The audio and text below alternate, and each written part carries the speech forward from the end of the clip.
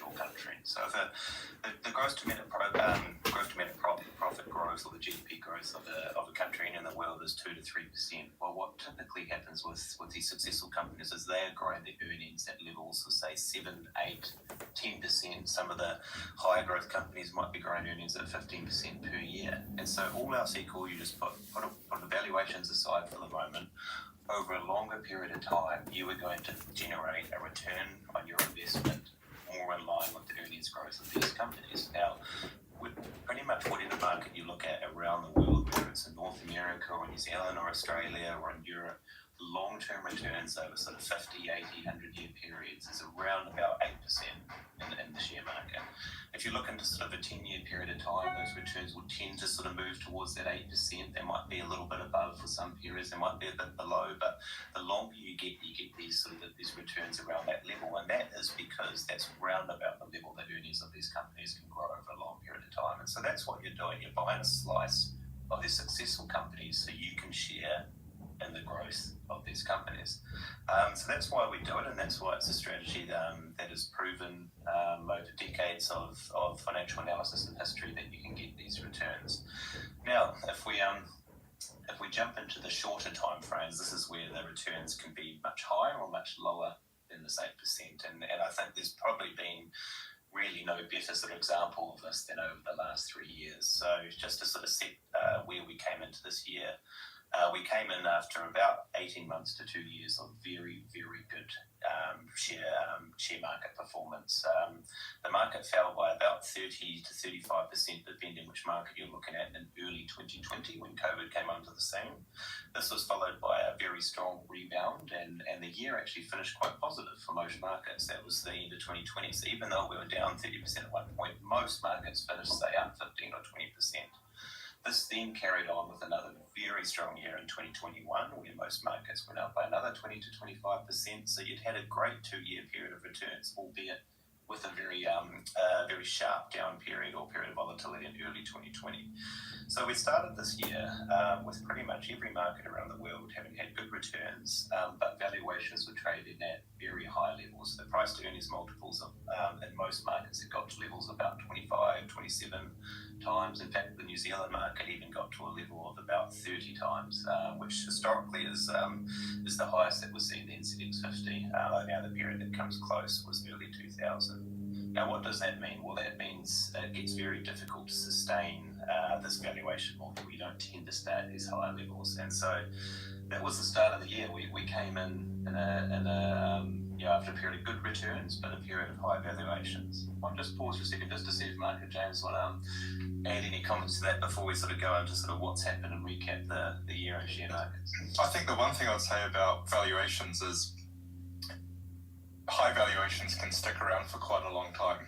I think we've seen it in the Auckland housing market where valuations have always been described as too high, but you never really know what the catalyst is, and the risk about being overly bearish, say if we were overly bearish at the start of the year, is there could be a whole host of reasons why those valuations could, worst case, stay where they are, but best case, stay where they are.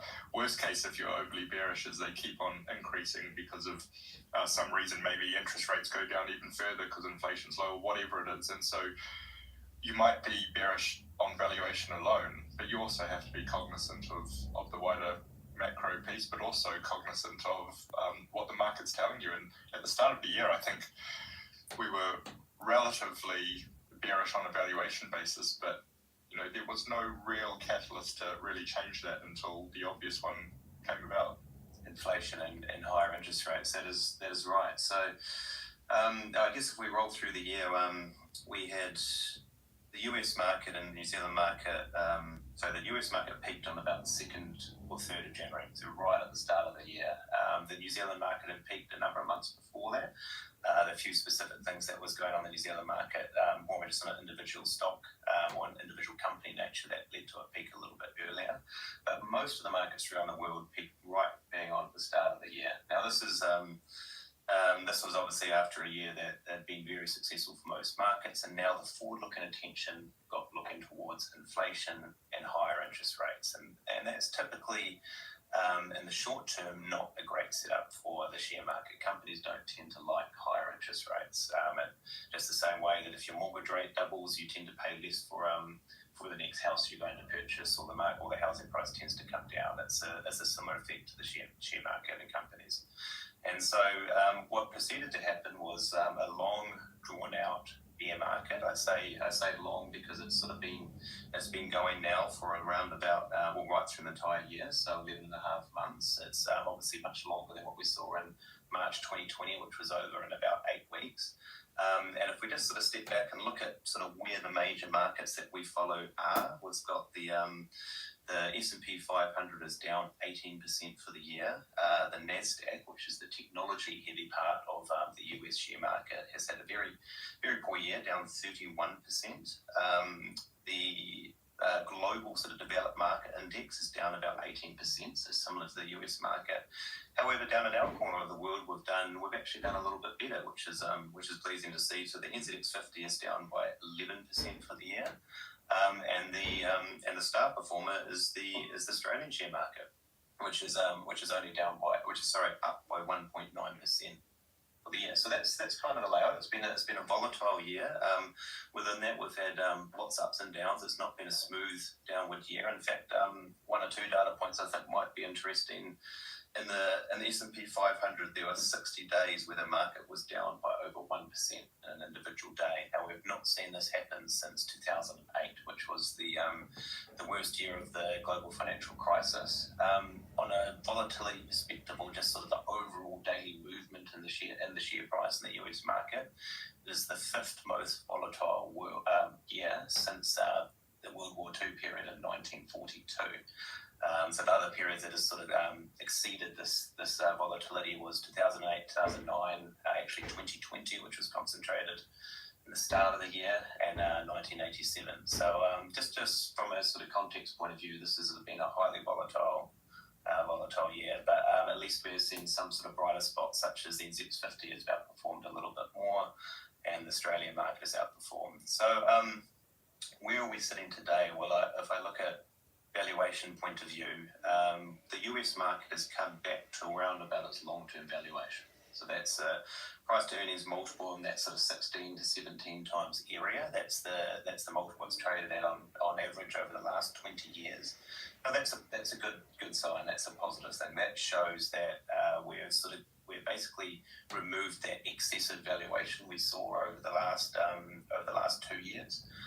If we look at the New Zealand market, we're still trading a little bit expensive. We're trading on a 22 times multiple relative to our long-term average of about 18 times. So the market's been willing to pay a higher price relatively to the New Zealand business throughout this period. That may be reflected of that. We've got quite a few defensive type nature companies in our top 10, such as the energy companies, such as your sort of Genesis and your Meridian Energies, or your Contax, companies like Auckland Airport, which is stable, long sort of duration and safe cash flow companies.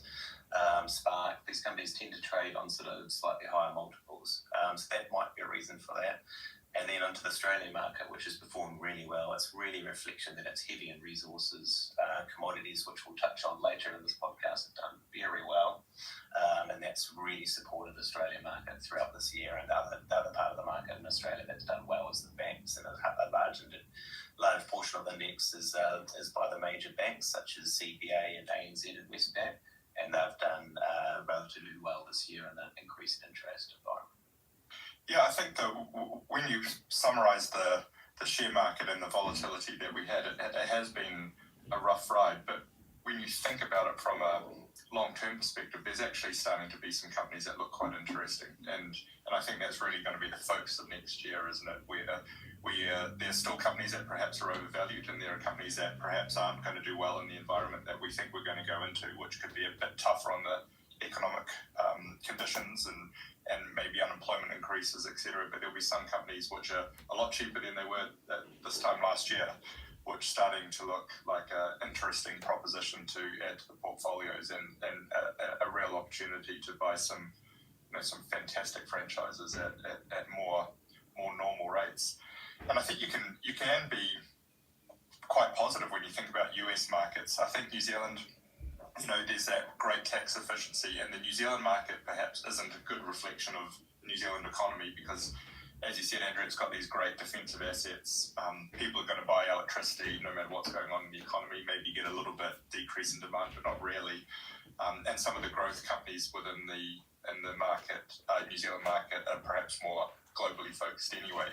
But when you look at and so with a decrease in housing and perhaps a tough aspect for consumers in New Zealand, maybe we do have a tough time in the New Zealand economy, but the New Zealand market might be able to be quite stable. US is a bit different, isn't it? The consumer looks like they're in pretty good shape. They're all on 30, it's a big call. Most people in the US are on 30-year mortgages. And that means when interest rates go up,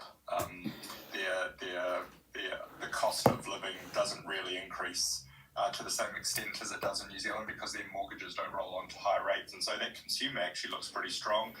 And I think the thing that's caused the volatility, why we and the rest of the market participants are sitting here relatively exhausted from a volatile year, is the whole market is trying to decide where interest rates are going to go. And while that affects New Zealand greatly from a housing market point of view, it affects New Zealand less on the shares. But in the US, yes, it affects some consumers. Yes, it affects businesses. But the consumer's going to remain strong because that mortgage rate really doesn't change. And so lower valuations, a strong consumer. Maybe we've come to the end of the aggression and the rate rising cycle. It's going to be a pretty interesting year to find some great companies. So I think it's also a good segue to bonds because bonds at the start of the year looked terrible as well. If we remember, just remind everybody, and I have to, as an equities guy, I have to remind this to myself often, that when bonds are doing really well, it means their yields actually go down. So interest rates, as bonds get more expensive, their interest rates go down. And so at the start of the year, Mark, you're buying a corporate bond, getting an interest rate of what? In the US, you were looking at somewhere around about just over 2%, 2 and change. Now, for an investment grade name, you're looking at probably mid fours. For a high yield name, you're probably looking at 8%. So totally different investment environment now. So maybe we can talk through that. Why are you even looking at bonds? And how do we go through the year? Yeah. I'm going to probably start by sort of, winding back to sort of that point of what we're trying to achieve and what the role of bonds are. And I'm going to steal something from one of our private wealth advisors who sort of had the very nice analogy that bonds in many respects in a portfolio sort of act as that keel that you get on a sailboat. It really is there to ultimately provide that stability and generate return, but provide stability against those assets which are probably dominating more of your output in terms of the speed of the boat, etc., sort of being shares and other assets like commodities. And typically, what is important about bonds, just because of that sort of pricing aspect that you said, is typically when the world is a challenging place, bonds do well. Interest rates go lower, so bonds tend to do well. What has been, I think, misunderstood or really poorly reported this year is there's been a very unusual year where you've had share markets have negative returns and you've actually had some deeply negative returns in the bond markets. And if you had sort of such poor returns, that you've had relative poor returns that the bond market have seen in share markets, it would have been front page. But ultimately people, reporters find it difficult to express that in a nice succinct soundbite, so it tends to get overlooked. But just to put it in context, in terms of, say, the New Zealand government bond market, that's down 8.5% this year to date. Corporate bonds have been better, they're down sort of 4%. And if we go to the US corporate bonds are down, they've actually performed quite well over the last 6 to 8 weeks, but they're still down 12%. So numbers that were ultimately in the region of sort of drawdowns that the share markets have seen. So you haven't seen that sort of that traditional stability that you'd expect from the bond market this year. The pleasing thing is that, from our point of view, we've been able to sidestep a lot of that, and the returns in the bond portfolios are up somewhere between 10% in terms of our global portfolio, close to sort of over 17%. And really, that is nice because it means we've been able to sort of still provide that stability to clients' portfolios while other parts of the portfolios have been more volatile. But coming back to your original question, James, why do we want to invest in bonds? Well, I think, look, again, with that stability aspect, every once in a while, bonds are a situation where you do actually need to step aside and let the market do what it's done this year. And we're pleasingly, as always with a little bit of luck, but pleasingly be able to do that. But 98% of the time you want to just own bonds and you get a yield off them, and that's the real ability of them being able to generate a return that's better than cash, taking a little more risk, getting a return better than cash from that is repeatable and stable. And I think the nice thing now is, as we said a year ago, the return you were getting was not much at all. Now there's actually there's a good universe of returns to be had from local corporates, again, those utility type names, etc., international, high quality international corporates, and then even going to some of the riskier sort of high yield names. They were giving you 8-9% returns, which are equity like returns almost in some terms. I think the other thing to remember is when share markets go down or a share price goes down, doesn't mean to say the company has gone bust. Just the valuation has changed because of prospects of the individual company or the markets. It's the same with bonds. When you're talking about US corporate bonds down, over 12%, the default level has been non-existent. So no company's defaulted. It's more, I guess, the opportunity cost of higher interest rates compared to your bond portfolio. And so I guess what that means when I think about it, again, from a real simple brain, when I think about bonds, is that we've provided capital stability, if not positive returns in the bond portfolios, and now we can buy these great companies' bonds at a much lower rate and watch them rise in value again. Yeah, and I think, again, coming right back to that initial concept, if people are sitting in cash, yes, they're getting a better return now than they were, say, a year ago, but inflation is still out there. In an environment where inflation is high and cash levels are high, you need assets that actually generate an income. I think while looking forward, I think assets that generate an income will do well. Whereas in a world where interest rates are super low, you don't necessarily need that income. You can focus more on that sort of capital return aspect.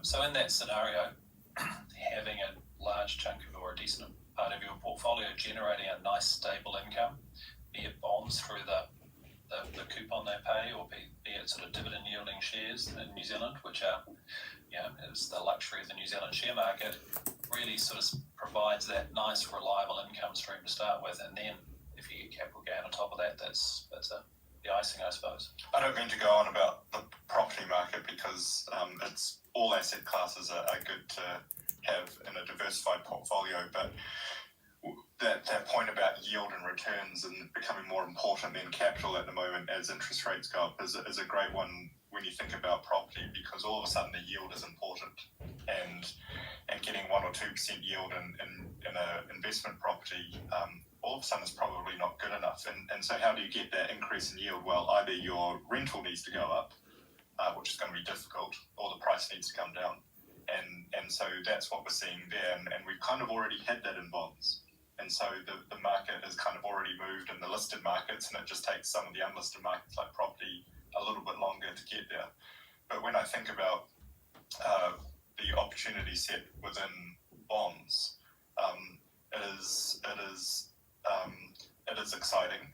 The other thing, I guess, and this is probably leading on to maybe we could touch on views around interest rates now.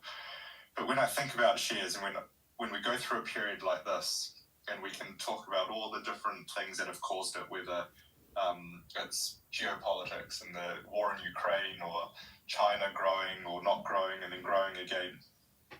But then when you look back on a year like this year, or you look back at the GFC, or you look back in 2020 post the sell-off when markets started rising vigorously again, really, it's interest rates that are telling you what's going on, and everything else is kind of a secondary to. If rates are going up, growth assets struggle. If rates are going down, growth assets do better, and if rates are stable, then really the share market and other growth assets will bob along, and that's kind of what's happening. And that's a really nice segue, because I think, for those who've been listening to this call throughout the year, we have, certainly from the start of the year, been banging the table. Interest rates needed to be higher. It was likely to have a major impact across all markets. Interest rates are higher. If I look through the list, 2-year US interest rates were 73 basis points at the start of the year. They're now 4.2%. The 10-year rate was 1.5%. It's now 3.5%. In New Zealand, the 2-year rate was a little over 2.2%. It's now 5.3%. So they're all dramatically higher. So that sharp move has happened. And broadly, I think that's the word. It has happened. There is certainly, there's always risk that they need to go higher. But a view now would be that we've seen the bulk of interest rate rises, and more likely we're in a range at these sort of more elevated levels. And if you're in a range, that reduces the sort of potential good and bad outcomes. Again, comes back to that issue of you probably just want to own assets and harvest that yield, and especially bonds where you can harvest that yield. And I think those turning points are the really hard part. So at the start of the year, the turning point happened 3rd of January, Andrew, and we were positioned really nicely to take advantage of that, because we were really nervous about what was going on in the world, and especially in share markets. But that turning point in November, where perhaps the financial markets decided that, yes, we've probably had enough interest rate rises for now, or the interest rate rises, should I say, are priced in. And you do get those turning points. You do get big changes in volatility as the market moves. So all of a sudden, 10-year interest rates came down, currencies move vigorously, and you're not always going to get those turning points in a volatile market. We experienced that because we've able to ride this wave of great interest rate increases and share market coming down, and those turning points mean you do give up a lot of that, a lot of those gains at the point, but then you recognise what the new regime is, and go forward and generate returns from that point on. Yeah, well, I think for investing, that's where the art is ultimately. In that, still investing is about humans, people. And ultimately people's sentiment, and sentiment is such a big driver. If we look at, say, what's happened in the domestic property market, yes, there are fundamental reasons why property market should be soft. Interest rates are higher, inflation's high, etc. But why does it turn quite violently at different points in time? Is that because sentiment changes and something changes that? And I think a really good analogy, actually, or sort of data point, is looking at US inflation. US inflation today is 7.1%. US inflation December last year was 7%. Not vastly different, but the views of the world are quite different. And to be fair, interest rates are at a different level. But it's probably worth characterising that sort of prior to November, we were still climbing an inflation hill. I think generally markets and people think that we've crested that hill, and they can see the sort of the green valley below, for want of a better word. The beginning of the end. Andrew, another asset class that has been an incredibly difficult, but I don't know how to use it other than what word to use other than exciting asset class, in the sense of the movement and the volatility, has been commodities. I think I always go back to the article that you authored back in 2020 around the commodity super cycle to remind myself, but also listeners, that the commodity super cycle isn't something that just came out of what's happened this year, especially in Ukraine and some of those geopolitics. Actually, it's a long-term trajectory that we believe is happening because of, I guess, decarbonisation.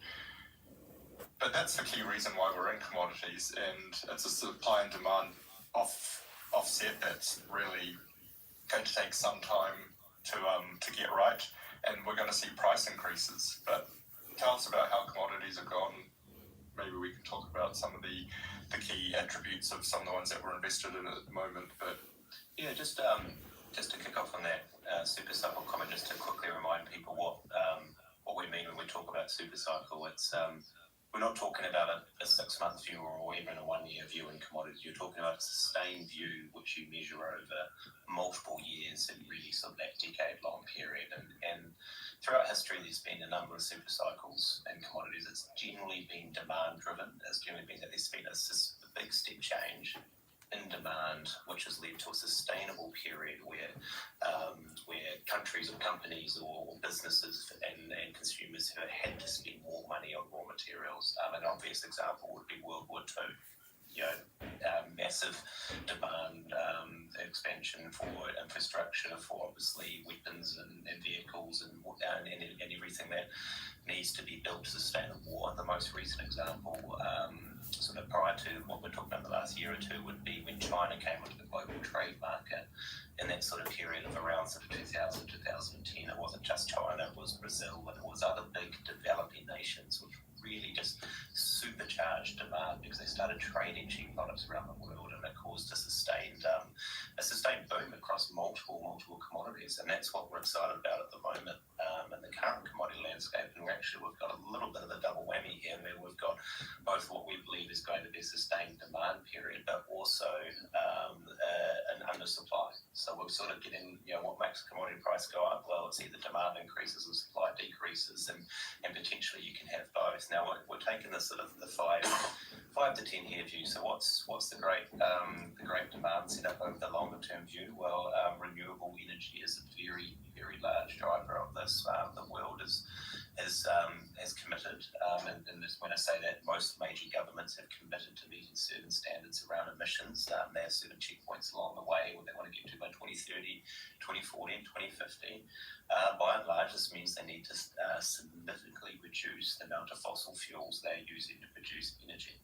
They need to build more renewable forms of energy, leading the way is energy such as wind and solar. In some countries, it's hydro. And of course, nuclear is becoming a much bigger part of energy production and sustainable energy production, as it provides that sort of core baseload energy production. So this is a big long-term driver. But then combined in the short term, we've really had uninvestment over the last sort of 5 to 10 years since the last commodity cycle. So a lot of products around there, whether that's oil wells or in some countries gas, in some countries or many countries around the world where copper's produced, it's been underinvested. And so if you step across sort of many of the core materials that go into basically funding infrastructure and funding renewable energy, it's been underinvested for the last 5 to 10 years. And so that has provided a great platform. And what excites us about commodities is they can be quite uncorrelated with bonds and shares. So they can provide a really good alternative investment in the right environment to generate positive returns when other asset classes are negative. Now, as we've talked about, shares this year are down anywhere from 15 to 20%. Bonds are down, call it 10% or 10 to 15, depending which market you're looking at. The commodities index as a whole, this is the Bloomberg Commodities Index, which is a sort of a measure of all commodities in terms of how much people generally use them, is up around about 15% this year. And this is actually at a slightly weaker point at one point during the year, it was up around 30 to 40%. Some of the key products, oil up 34%, natural gas, depending on which market, but looking at the US, the spot price is up over 100% this year. We're seeing iron ore go up by around about 40%, corn's up about 45%. There are some specific drivers on some of these products, such as Ukraine war, which really has pushed up the price of natural gas and corn. People have their different views on what it's done to oil, but probably as a whole been positive to the oil price. But really, this has come on top of what was already a positive setup for commodities. And it's not just the commodities either, is it? I'm just looking at Bloomberg as you're talking and thinking about some of these commodity shares are really volatile, yet Cameco, the uranium company that we've been investing in for a number of years now, flat for the year when the market's down almost 20%. ExxonMobil up almost 80% year to date. So it does feed through into some of these companies as well. And if you think about some of these indices and, the S&P down 18%, if you strip out some of these commodity companies out of that index, that's going to be a lot worse. And that's why perhaps for some portfolios, investment portfolios, feels even worse than the 18% because they don't have this commodity mandate that they can invest into. I guess at least give you some stability, if not, positive increases. It's absolutely right. I haven't checked the sector numbers for a few days, but I believe the energy sector of the US market is the only market, and share market has been positive this year, and that's really because it's benefited from that high oil price. Another company that we've invested in, which is over 80% this year, is European listed company called OCI, which manufactures commercial fertilizer products, nitrogen-based fertilizer. Given the sort of that food crisis we've been going through and the importance of growing have great yields in crops such as corn, fertilizer companies have done really well, and it's just traded completely on its own fundamentals, irrespective of what's been going on with interest rates and the rest of the market, because there's been a need for its product. So that's a good point, James. What's interesting with commodities is it's the same comment I sort of always reflect on when I said shares. When you look at it, it's really interest rates. It's kind of the same with commodities, but second order a bit in the short term I'm talking about. So volatility in commodities is real, and there are some periods where it is going to hurt owning commodities, and that's going to mean that our performance will differ from the share market. But this isn't a 6-month view, like you said at the start. This is a 5, even a 7-10 year view. But when you think about some of these commodities, they really do get affected in the short term by the US dollar. And so interest rates going up, strengthens the US dollar, and it's a bit harder for commodities because everybody's buying them in US dollar. Then all of a sudden, interest rates perhaps are at their peak. US dollar weakens, commodities go up. It's sort of like a bit of whack-a-mole in commodities in the short term, and really what we're trying to do with this asset class is identify the ones that we want to be invested in over a number of years and set and forget. But that can create some volatility into month when you have big changes that we've seen in interest rates and currencies. That's exactly right. I think maybe a good example recently of short-term volatility would be the oil price, and China had the recent sort of announcement they've made about reopening and starting to get their economy travelling again and out of lockdowns. And initially the oil price shot up, and then the oil price reversed and started coming down. And there were a number of drivers for this, but one of them was, well, in the short term, if they're going to open up and stop locking down, then they're going to have everyone with COVID in hospitals, and actually the activity in China might decrease over the next couple of months. So oil price came back down by about 10% or so. And so in the short term, it's very, it can be very, you get a lot of these movements, but what we're trying to do is try to take out a bit of that noise and look at that longer term sort of period of why we're invested in this asset class. And certainly this is one of these longer term cycles, which you do see every couple of decades, that we believe is an attractive time to be involved in commodities, and certainly provides great opportunities, maybe relative to when other asset classes might not be performing quite so well. And that's a good segue, Mark, into FX, which is this is real crystal ball gazing here, but I think when we think about FX, it's not why are we invested. I think FX is an outcome by being invested in global markets, and it's something that you can either hedge your portfolios, it's something you can get an exposure to, because that's what we call it the outlet valve, is sometimes currency, especially in volatile periods. There's a flight to safety to the US dollar, for example. But other attributes of currency we've seen, especially in the New Zealand dollar, is I think you charted the New Zealand dollar versus the S&P 500, and you could almost not tell the difference between the two lines. That's how correlated they are. Yeah, and for that reason, I'm probably not going to answer your question. FX is always really hard, if only because a lot of assets have, as Andrew said, maybe in the equity space, you can come back to company earnings and really work out a fundamental valuation. Yes, you can have a similar approach in FX. There aren't earnings, but a country, you can come back to the performance of a country and how that's doing. But the impact of that can be over a very long term. So in many respects, FX can be a little bit of a fashion item, what people concentrate on as in terms of driving it. And if you look at, say, the New Zealand dollar this year, versus the US, we started at sort of just over 68 cents. We moved all the way down to a low of 55 cents, so a big move. and here and now today we're just below 64 cents, so almost sort of round tripped that path. And there are reasons why New Zealand dollar should probably be strong relative to other currencies. In the sense that our interest rates are generally pretty high, not as high as the US now, but generally pretty high. In terms of trade, the rural sector has had a positive terms of trade. New Zealand has had a positive terms of trade shock with what is happening in terms of global agricultural prices. So those are positive, but at the same time, at a shorter term level, a lot of what happens in New Zealand is frankly kind of irrelevant, and the New Zealand dollar is a risk on, risk off asset. And as you said, if you chart the short term performance versus the S&P 500, surprise, surprise, that low at 55 cents versus the US dollar was about the same time the S&P 500 saw its low for the year, almost to the day.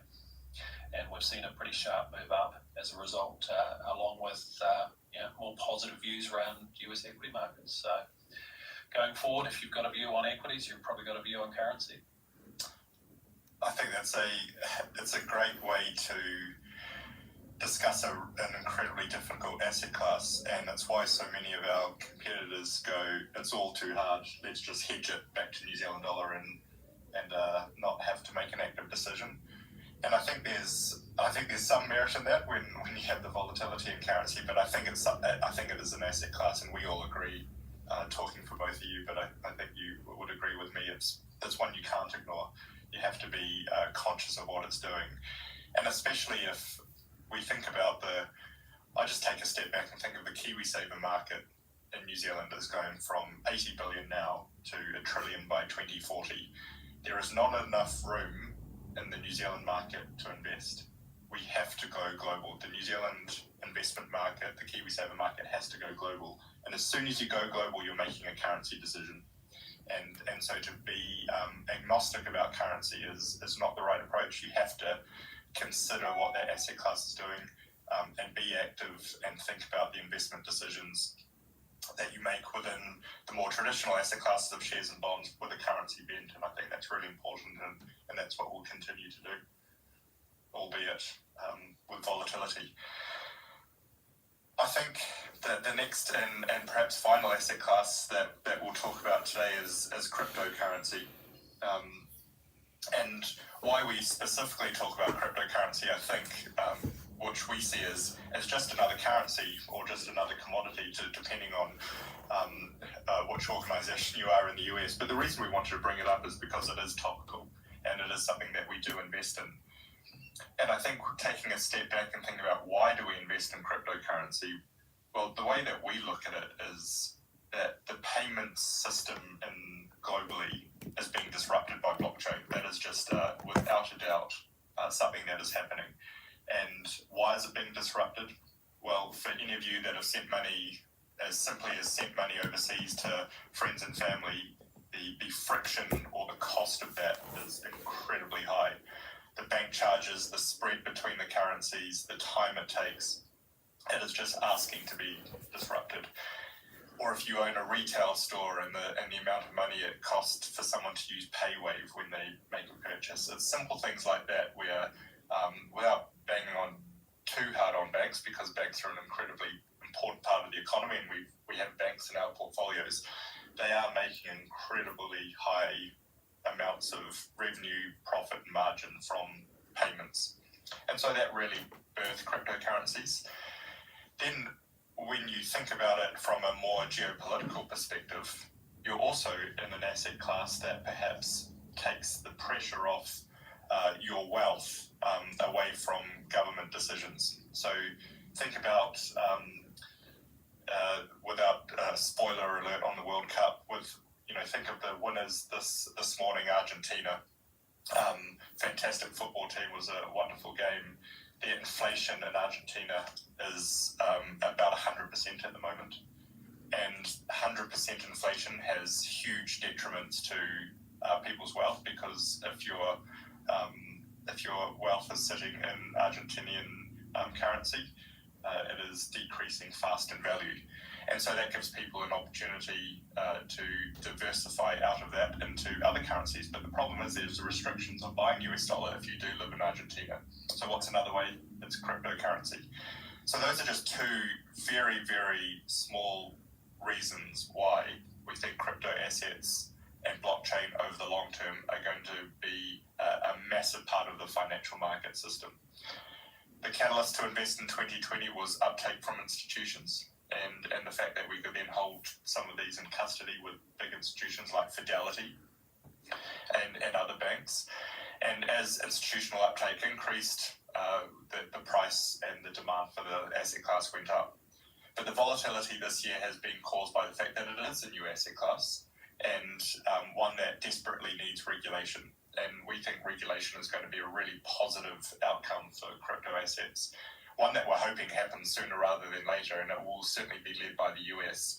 And the pricing of cryptocurrency will become a lot more stable. It'll be another asset class, and importantly, you'll have organizations like Goldman Sachs, like Credit Suisse.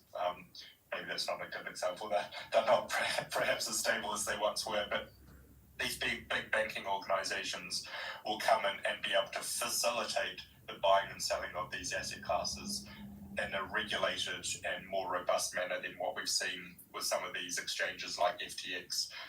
And I think the important thing about what's happened with crypto this year is absolutely nothing bad or wrong or concerning has happened to the underlying asset classes. Bitcoin has done exactly what it should in terms of the technology and the blockchain. Nothing's been hacked. There's been no loss of Bitcoin because of the technology. Same with Ethereum and same with all these coins.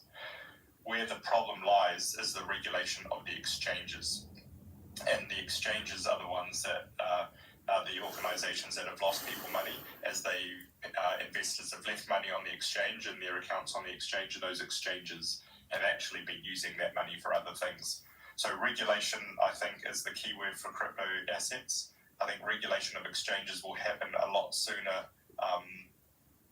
maybe soon into next year, and that's really positive. In the meantime, we continue to be curious, we continue to learn, and we continue to take advantage of opportunities within the space when we think that the prices have stabilized. And actually, the asset class is looking incredibly interesting at the moment. It's been in a range that has been quite stable for a number of weeks now, and given where our views are around shares and where we think that those assets can potentially move to now that interest rates have got a lot less volatile, crypto assets are also looking quite interesting that we're going to do a lot of work on. But to give the numbers, I guess, Andrew, you've got the charts there. They look pretty dire. What's happened within that space? Yes, the first thing I found interesting when I looked at these charts, because I've been looking at the mega cap tech stocks in the US a lot as well, and so they're companies that we're getting interested on from a research perspective. And what I was actually surprised me is that Bitcoin is down for the year 63%, which is obviously a very poor return. But just to give this in some context, there's some of the largest technology companies on the share market this year. We've had Facebook down 65%, Amazon down 58%, and Google was down 40%. So just to put in a little bit of context, it's been a very tough year for crypto and Bitcoin, but we're seeing similar sort of negative returns across the whole technology company space. In fact, if I sort of look at some of the more speculative technology companies, they're often down 80 to 90% this year, and Ethereum is similar to Bitcoin, down 67% this year. So what you've really seen is that the crypto assets have traded like the riskier end of your technology company spectrum this year. In fact, I wouldn't even say companies like Facebook and Tesla are at your riskier end, but they're down similar levels. But it's sort of, to me, that's been driven, as James sort of started, it's this risk-off sort of environment, high interest rates. People are sort of looking to hoard their capital rather than spend it on risky assets, and it's traded in that sense. And I think, as James was alluding to, sort of as you start to see this interest rates peak and maybe even start to decrease in time, it's certainly positive both for technology companies and for the crypto space. And the important thing with a new asset class like this, I think, in our investment investment lifetime, I don't think we'll see another new asset class. They don't come around too often. But as they develop and grow in popularity, but also in robustness and regulation, it will be volatile, and it's important to have the tools to be able to invest in it, but also hedge it. And the fact that we can completely hedge out and de-risk our crypto exposure when things get volatile means, yes, it's fallen 63% in Bitcoin's case and 67% in Ethereum. We don't need to be there, and we haven't been there for those big drops, and that's been through being able to have the setup where we can hedge those risks, and it is an incredibly liquid asset class, far more liquid than the New Zealand share market, for instance, and so we can change our positioning relatively fast. But when it's volatile like this, we don't need to be there, and that's an important part to remember when we see this volatility. I think we've covered a number of different asset classes. We're closing in on the hour, and Andrew and Mark don't realise I'm going to ask them this, but thought I'd give them each a chance to sort of sum up what they're most excited about, or worried about, or interested about for 2023. Mark, perhaps start with you. I think probably the setup at the moment for my space is just remember to own assets. There are different points in time where you want to be really active, and this was a year to be like that. As we go forward, it does look like inflation is coming down in the US. So I think initially, the first part of the year, we'll be looking to own bonds, own credit, just harvest, as I said, harvest that yield that's available. What is interesting, I think what we're going to watch very closely is, we've talked a long time that we do believe that inflation is structurally higher.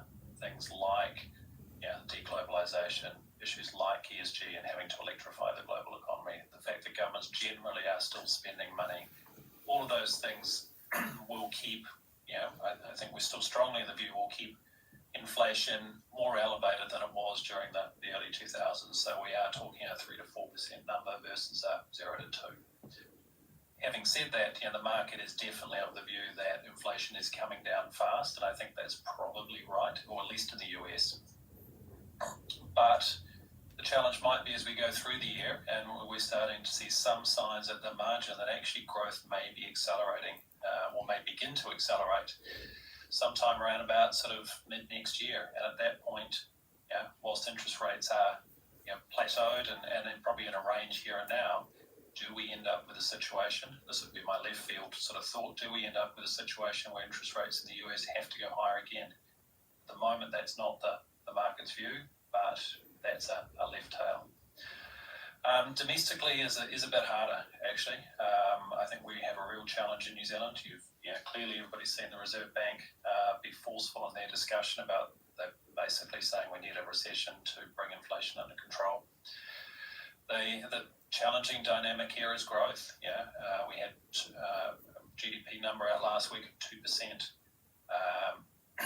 At the headline level, that's we're 2% for the third quarter, always very backward looking in New Zealand, and on an annual basis 6.4%. Now these are real numbers, so you bring back in 7% inflation, all of a sudden you're talking actual nominal real dollar growth, or nominal dollar growth of 13-14%, which is almost emerging market like. It's kind of nuts. But the other interesting thing underneath that is actually, as I sort of said about in terms of trade, etc., pretty much all of that is external. It's coming through our exports, and it's coming through tourism starting up again. I think domestic activity grew 0.1% for Q3 and was actually negative for Q2. So you've got a domestic economy that really is probably starting to go backwards, but counterbalanced by an export economy that's doing really well. So that's going to be a challenge, and don't kind of know where.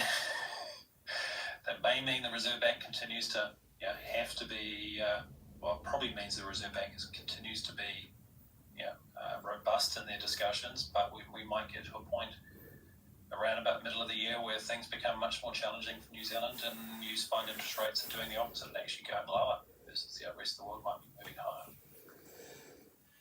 Andrew, on to you.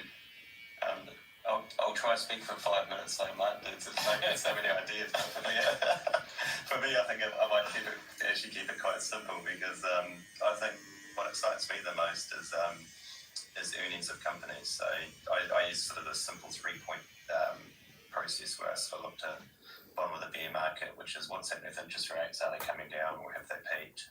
Where are valuations? We've talked about both of those subjects already today, so I won't repeat myself. And the third one is earnings. And earnings is the area where companies have earned excessive earnings over the last couple of years. That is starting to come off. So even though we're at good levels in valuations in most markets, or back to the sort of long-term levels, what's really kind of difference between different sectors is where the earnings levels are and what's going to happen to them over the next 12 months. In some sectors, we're going to see growth. Some sectors we're going to see earnings come down, and some areas quite significantly. Particularly sectors that sort of benefited from that heightened demand, so their products were able to push through higher prices in the last couple of years, but are now starting to see a bit of pain from high wage prices, and their demands maybe starting to wane a little bit for their products. So for me, that makes it really interesting from the stock selection point of view. I actually think the US and Australia might be two of the areas where I'm going to be most focused. I think have seen the best earnings performance in both of those sectors, which is why Australia's performed particularly well. But segments in the US have done very well as well. So I think it's going to be a really good hunting ground if you can get into the weeds, understand what's going on with each company, understand which companies may see the earnings reversals, and therefore you don't want to own those segments, and which ones might see the earnings kind of stay high and benefit, and sort of Mark alluded to maybe an inflation environment that stays at 4% or so and benefit from that. So we've been doing a lot of work around that. The other part is technology sectors. As we said before, has seen a very large sell-off. There are segments within the technology sector that are now looking very cheap. So we're doing a lot of work around those companies. Again, trying to focus on companies which aren't going to see too much pressure on their earnings. We're trying to focus on companies that are cash flow positive. And so there's a lot of opportunity around there. The New Zealand market, I think, is but that makes us a little bit more cautious here, is that as a whole, it is relatively the most expensive market compared to where it has been. So as I sort of said at the start, the multiple has stayed above its long-term average. Some of that for good reason, given some of these companies, but it means the hunting ground for finding super cheap companies is maybe a little bit more tricky. Doesn't mean we won't find them, and we've certainly got some good companies that have been doing work on, have been increasing our size into recently, but we'll be quite select with how we look at the New Zealand market. We're going to try to avoid these ones that have sort of had this quite good period and they've got the more expensive valuations. So for me, it's stock picking. That's what I'm most excited about. Can I sort of have a crack at summarising both of our comments? A year ago, we were probably sitting here going, the world looks pretty challenging. Rates are low. We think they're going higher. Equities are expensive. We think we're going lower. Now, it says to me from comments I was making and what Andrew was making is, there are always questions on the horizon. That's by the nature of investing. But the opportunity set out there is exciting. There are lots of opportunities, be it to own bonds at good levels, to own shares at much cheaper levels, and sometimes exceptionally cheap levels. If we can do the work and find the right ones, it just says there is a really exciting opportunity set out there for the year ahead, which is pretty exciting, really. Positive and exciting. What I love about investing is it is all about the present and the future. And the past is the past. You can forget about it, and you look forward, and there's there's some really exciting opportunities, like you say. The comment that I wanted to make, knowing that my esteemed colleagues would talk about the excitement of the market, is, what does that mean you do as listening to us talking about the financial markets? How do we navigate the fact that things aren't going to be plain sailing, but there's opportunity? And it's what Mark said at the start. We encourage everyone to stay invested. And the way that you stay invested is having the right asset allocation. And the way to do that is to get financial advice. That is the number one thing you can do to grow your portfolio. The second aspect of that is to continue to invest, to continue to contribute. Right now, we think is an amazing time to be adding to shares and bonds. Maybe not on a very, very very short-term basis, who knows what the next 3 months are going to entail. But the valuations that you're buying some of these companies on now that we're invested in over the next 3, 5, 10 years look absolutely outstanding. And if you're trying to save for your retirement, these are the types of opportunities where you need to invest and should be investing, all in the context of the correct asset allocation, and that is all established through seeing a financial advisor. And I think those different aspects of the market that we've been discussing is why we, as an investment team, have the tools, the knowledge, the infrastructure to invest across asset classes to reflect the investment environment.